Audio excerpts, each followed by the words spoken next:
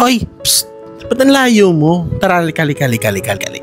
Since Tuesday ngayon, halos kalagitnaan ng linggo. Tara, palakasin ko loob mo. Pansinin natin yung nasa photo. Sana ganyan din kalakas yung loob mo. Huwag kang matakot sumubok. Huwag kang matakot sa mga problema, sa mga pinagdadaanan mo.